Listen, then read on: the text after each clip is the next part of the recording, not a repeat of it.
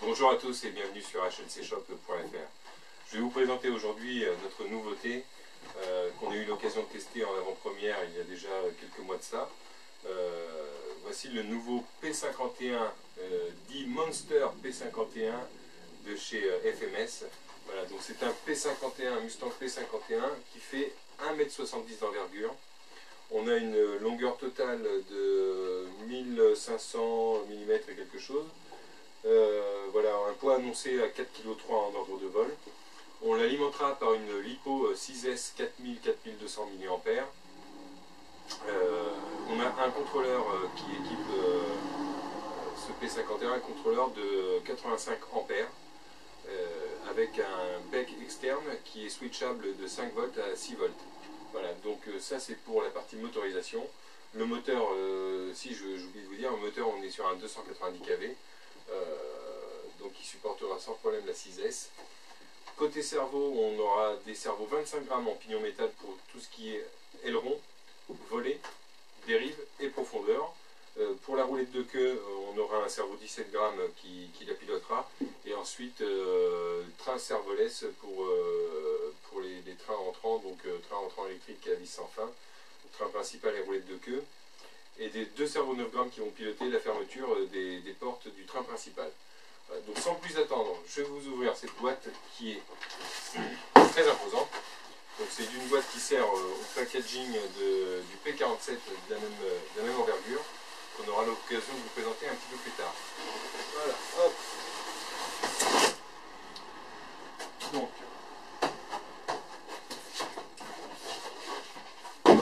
comme nous sommes d'habitude, FMS vous livre ça donc avec une caisse en polystyrène recouverte d'une planche de carton et à l'intérieur de laquelle on va retrouver chaque élément soigneusement rangé dans les différentes alvéoles. Donc on va ôter le scotch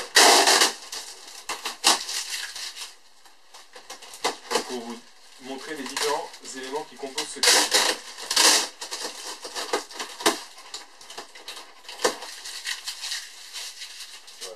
Que j'oublie pas. Alors, ça va pas être évident parce qu'on manque un peu de place et l'avion est très gros. Mais voilà, on va pouvoir décomposer chaque élément. Donc, à savoir, j'espère que ça ne va pas tomber. Voilà. Donc, on va commencer par la profondeur, l'empennage de profondeur.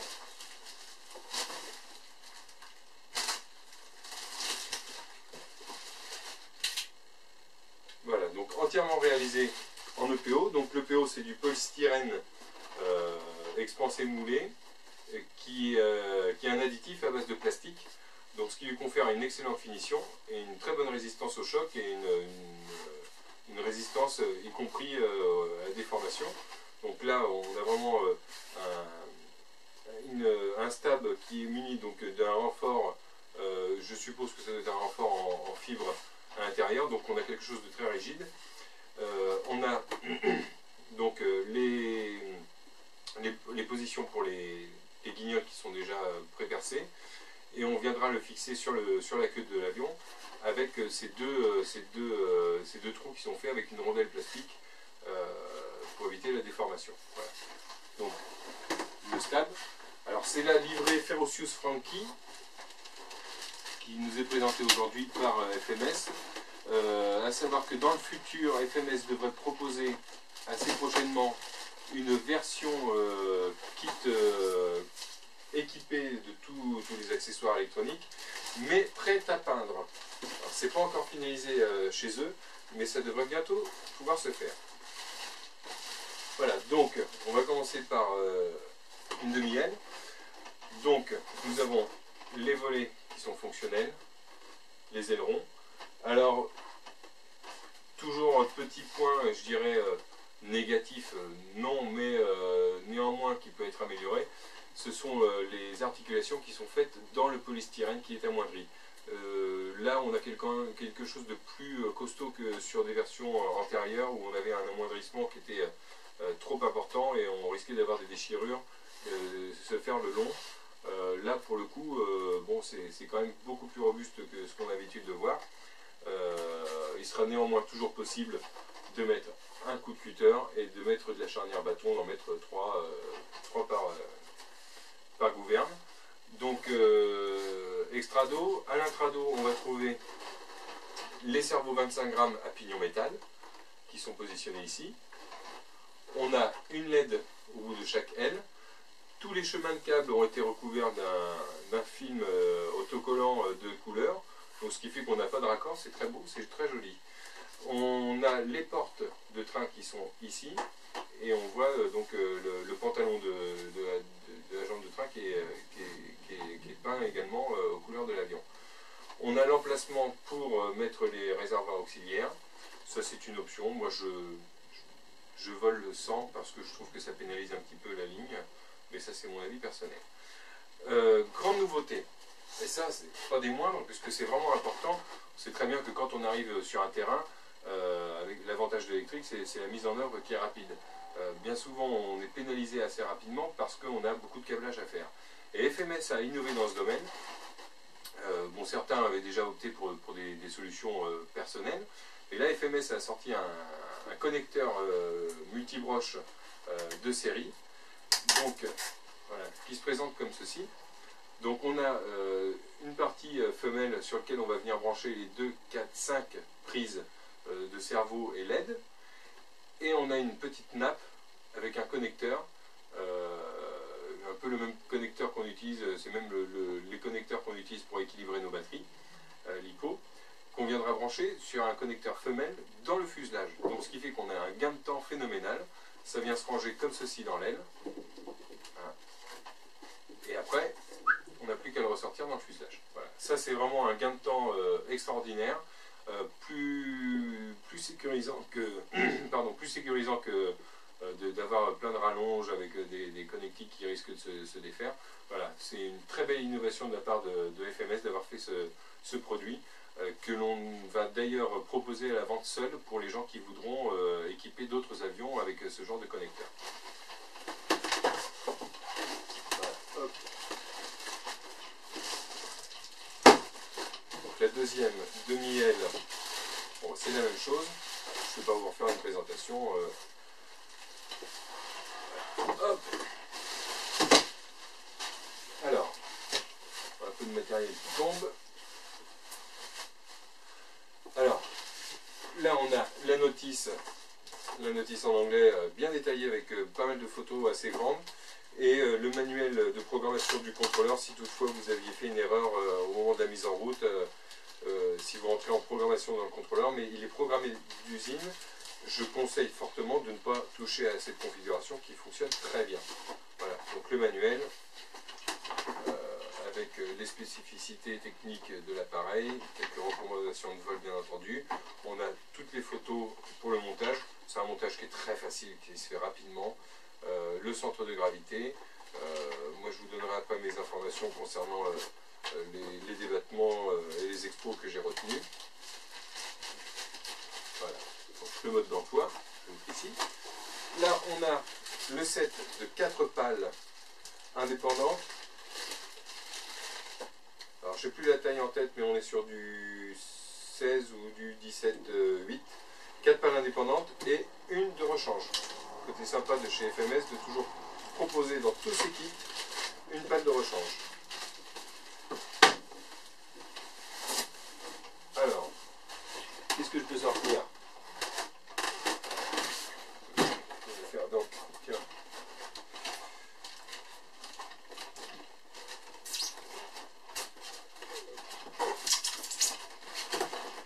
C'est bien rangé.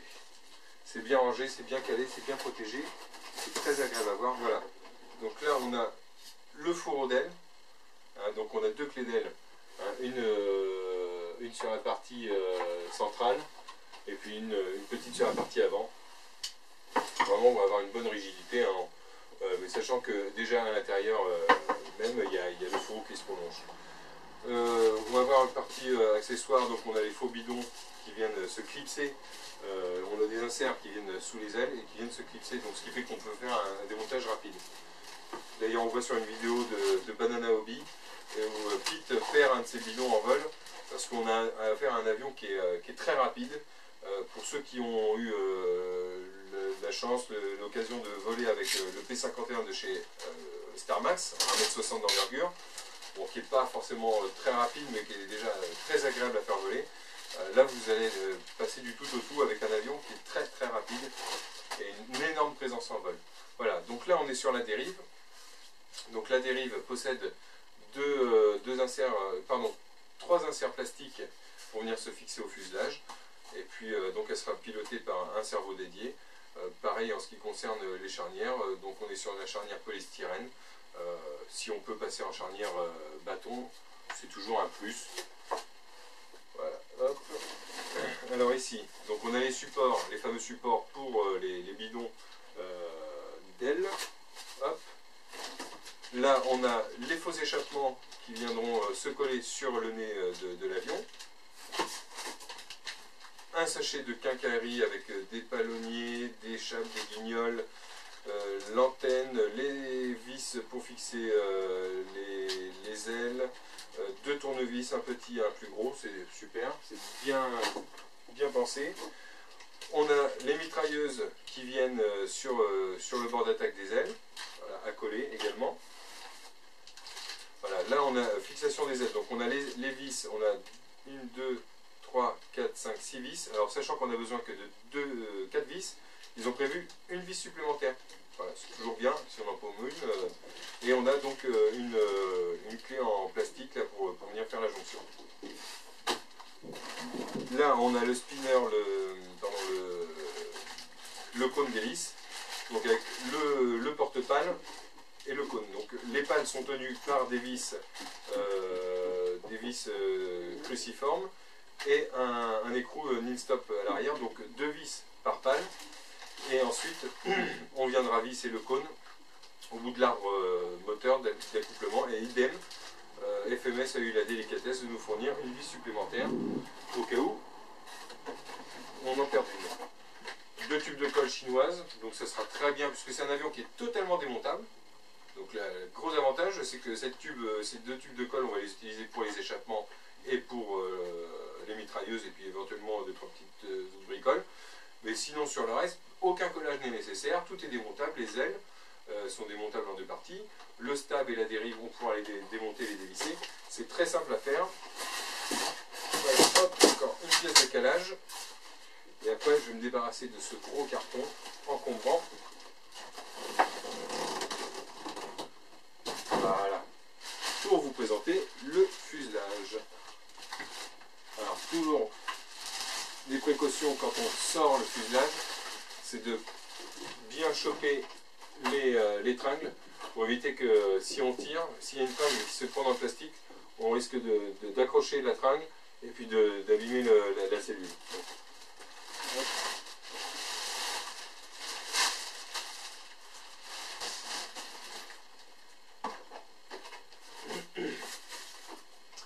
voilà, ça commence déjà à faire un joli bébé. Donc vous pourrez voir les photos du cockpit sur notre site, le cockpit qui est ultra détaillé. Le pilote, il lui manque une bonne tête de hauteur pour être à l'échelle, mais je veux dire quand on oublie ça, voilà, on a toute l'instrumentation, la poignée de verrouillage de la verrière qui est présente, c'est vraiment du beau travail. Alors, donc si on regarde en face avant, donc là on voit l'accouplement du moteur et puis on devine le moteur, hein. Donc moteur 290 kV, qui est accessible par les vis en haute, le premier capot moteur.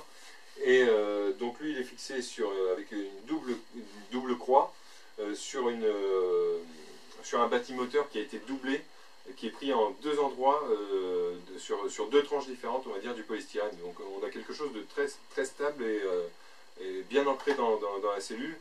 C'est assez important parce que c'est vrai qu'on avait eu tendance sur d'autres modèles à avoir des cellules, des cloisons par feu qui finissent par bouger.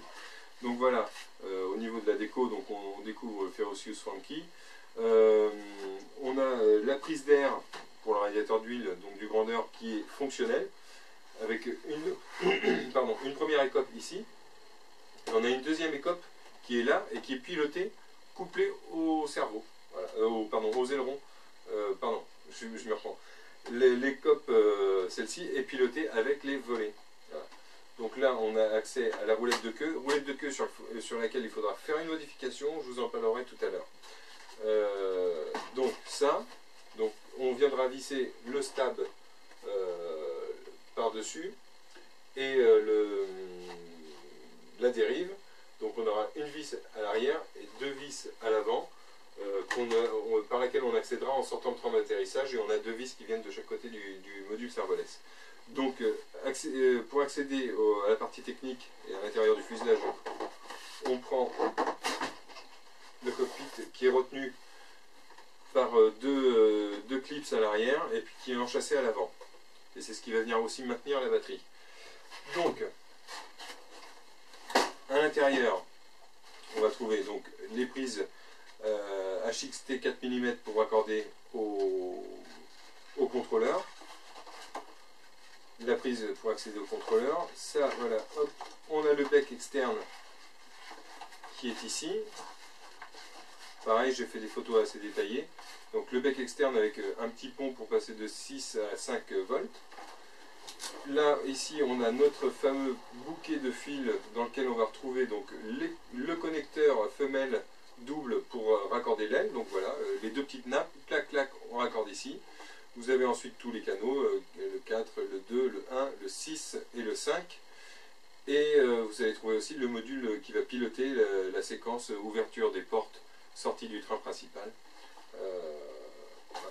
Donc on va retrouver les servos 25 grammes à pignon métal ici avec des attaches rapides en laiton pour raccorder les cordes à piano, les tringles au palonnier de servo, et un servo 9 grammes pour piloter l'ouverture de l'écope.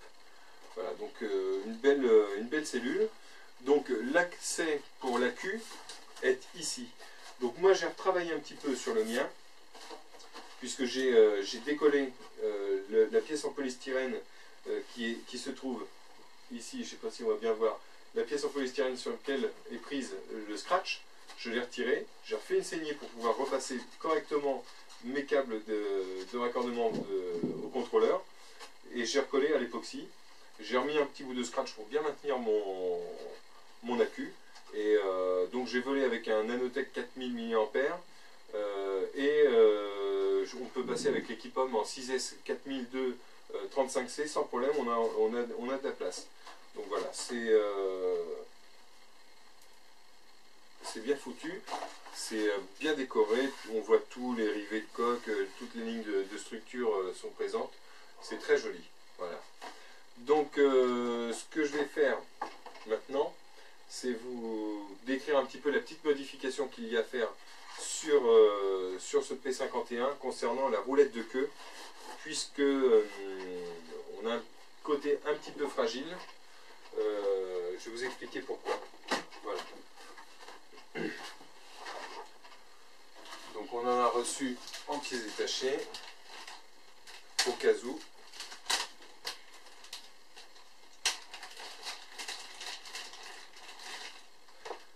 Donc voilà, on a un ensemble complet avec la roulette de queue, et donc on a un petit ergot qui vient basculer quand le train sort. Ça vient basculer dans une encoche du cerveau qui pilote la direction. Et ce module servolex, donc le pivot, l'axe c'est du plastique. Donc ce qui fait que sortie du train, si on pose un petit peu fort de la queue, clac, le plastique pète et on se retrouve avec une roulette de queue par terre, la queue de l'avion qui frotte, et voilà, on a un état de surface qui est un petit peu dégradé. Donc moi j'en ai fait l'expérience, et la solution que j'ai trouvée, c'est tout simplement, donc moi j'ai fait forcément avec un élément qui était cassé d'origine. Ce qu'il faut faire, c'est tout simplement, on l'ouvre, donc il y a 3 vis pour ouvrir ce module, 3 vis. On ouvre le module, les deux ergots, les deux pivots en fait, les deux axes pour ce pivot, on va les couper à ras, et on va repercer bien dans l'axe pour remettre une vis de diamètre 3 mm. Alors vis 3 mm si possible boulonnée de chaque côté, de façon à ce qu'on ait vraiment un axe solide. Il faut un axe métal pour cette roulette de queue. Voilà, c'est la seule modification que j'ai eu à apporter sur cet avion, puisque sur le reste, j'ai rien eu de particulier à apporter en amélioration ou en critique. Moi j'ai fait la mauvaise expérience de me faire avoir par le facteur P, c'est-à-dire que j'ai pas pris assez de vitesse pour mon décollage. Quand j'ai mis les gaz à fond pour décoller, l'avion est parti sur la gauche et j'ai bouffé mon train d'atterrissage principal et les 4 pales. Donc le train d'atterrissage principal, même aborti, je veux dire, comme je me suis vautré, ça a été un petit peu dur pour lui, mais je l'ai sauvé. Je vais d'ailleurs vous présenter mon P51 avec les 2-3 petites choses que j'ai faites à l'intérieur. Voilà, donc ça c'est pour la roulette de queue, donc vraiment important. La première opération, on la démonte, on enlève les 4 vis, on sort, on enlève les 3 vis, on enlève les 2 flasques, on coupe les 2 axes du pivot, on perce à 3 mm et on met une vis avec un écrou non-stop en 3 mm, de façon à avoir vraiment une roulette de queue qui tient le choc en cas d'atterrissage un petit peu raide. Voilà. Hop. Donc je vais vous présenter mon P51. Voilà, donc voici mon P51 suite à donc, son premier petit accident.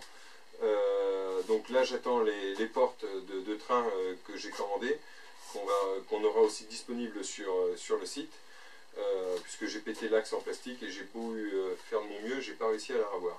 Mais donc ça permettra de juger la dimension des roues. On est sur des roues qui font 110 mm de diamètre et qui sont amorties. Donc vraiment c'est super pour les gens qui ont un terrain un peu chaotique. On a des roues amorties, on a un train qui est très bien décoré, ou qui est bien respecté, disons, au niveau de l'échelle, avec les pantalons de roue donc, qui sont raccordés à la jambe de train par une petite corde à piano. On a la rentrée qui se fait et les portes qui se referment. Donc je me suis aperçu qu'il y avait un petit souci sur la vidéo, je voulais vous présenter le fuselage donc, de mon P51 monté. Donc voilà, sur lequel on peut admirer les lignes, le respect des proportions. Je voulais vous montrer également la petite modification que j'avais apportée. Donc, je vais essayer de me rapprocher un petit peu pour que ce soit plus visible. Voilà, donc je vous conseille de bien peigner, absolument bien peigner tous les câbles ici, de façon à ce que quand on mette le cockpit, il ne soit pas en surépaisseur, sinon vous n'arriverez pas à clipser le cockpit. Donc voilà, peignez bien vos câbles ici. Moi j'installe mon récepteur là dans le puits qui va accéder le puits pour le passage de câble de l'aile. Donc je mets mon récepteur ici, ce qui me permet de sortir une antenne là sur le côté, et puis laisser l'autre à 90 degrés à l'intérieur. Ça passe très bien. J'ai mis l'UBEC en 6 volts sur le côté ici. Et donc là j'ai fait un passage, j'ai creusé une veine pour que mon câble d'alimentation contrôleur et le câble de pilotage passe sous la pièce en polystyrène qui sert à maintenir le scratch. Voilà. Et moi j'ai rajouté un velcro ici de façon à pouvoir bien maintenir ma batterie. Voilà. Donc ce petit détail, hein, c'est à chacun de voir. Moi j'ai opté pour cette solution-là, de façon à être plus à l'aise et plus tranquille au moment de brancher la batterie. Voilà, donc écoutez, j'espère que ce P51 vous a séduit, vous amènera autant de plaisir qu'il m'a apporté. Vraiment, c'est pas un achat que vous regretterez, compte tenu de la qualité de l'équipement, la qualité de finition, et les performances qu'il procure. On est largement au-dessus de la gamme Starmax Langxiang qui existe à l'heure actuelle. Bien entendu, forcément, hein, sur un moteur, une motorisation 6S, on n'est pas du tout sur la même performance. Mais 1,70 m, c'est 10 cm de plus que le P51 Starmax. Mais on est vraiment sur une autre gamme, une autre qualité de finition, une autre qualité d'équipement qui explique la différence de tarif également. Voilà. Je vous remercie de m'avoir écouté et je vous souhaite à tous de bons vols et à bientôt sur hlcshop.fr.